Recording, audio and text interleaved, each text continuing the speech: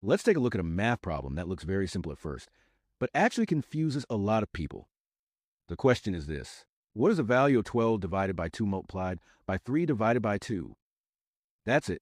Just a short string of operations with no brackets, no powers, and only the numbers 12, 2, and 3. Now, at first glance, many people think they can just jump in and start calculating. And that's where mistakes begin. Some people might first do 2 multiplied by 3 and get 6. Then they might divide 12 by 6 and get 2. Then divide 2 by 2 and get 1. That sounds neat and feels reasonable. And many people would confidently say the answer is 1. But that is not correct. In fact, that method breaks one of the most important and basic rules in all of mathematics, the rule called the order of operations. Then some people might first do 12 divided by 2 and get 6. Then they might multiply 6 by 3 and get 18. Then divide this 18 by 2 and get 9. So what exactly is the order of operations?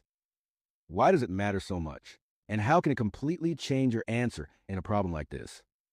Well, imagine if different people did the same problem in different orders. One might do multiplication first. Another might do division first. Another might go from right to left instead of left to right. If everyone did their own thing, math would become chaotic. So mathematicians agreed long ago on a universal rule for correct order in which operations must be performed. That rule is called Pendas, and it is remembered by a funny little phrase: "Please excuse my dear Aunt Sally." Each of those words stand for a step. Please stands for parentheses. Excuse stand for exponents or powers. My and dear stand for multiplication and division. Aunt and Sally stand for addition and subtraction.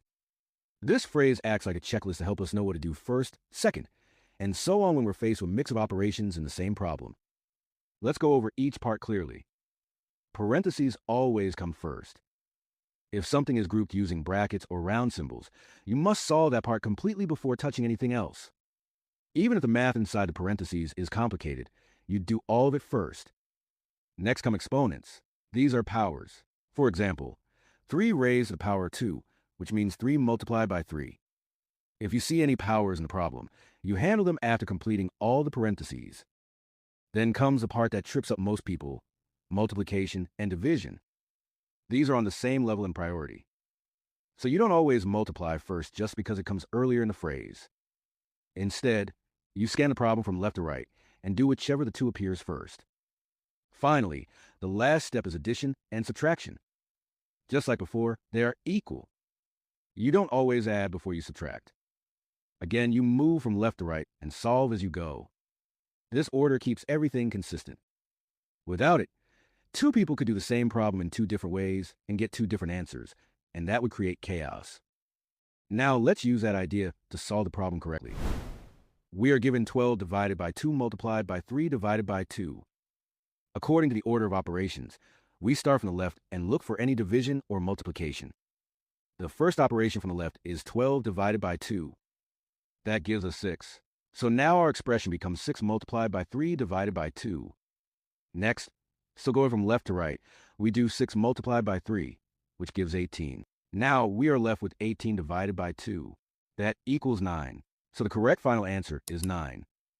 That's it. Nothing fancy. Just following the correct order left to right and doing one step at a time. So, can you now let me know in the comments what will be the answer to 16 divided by 4 multiplied by 2 divided by 2?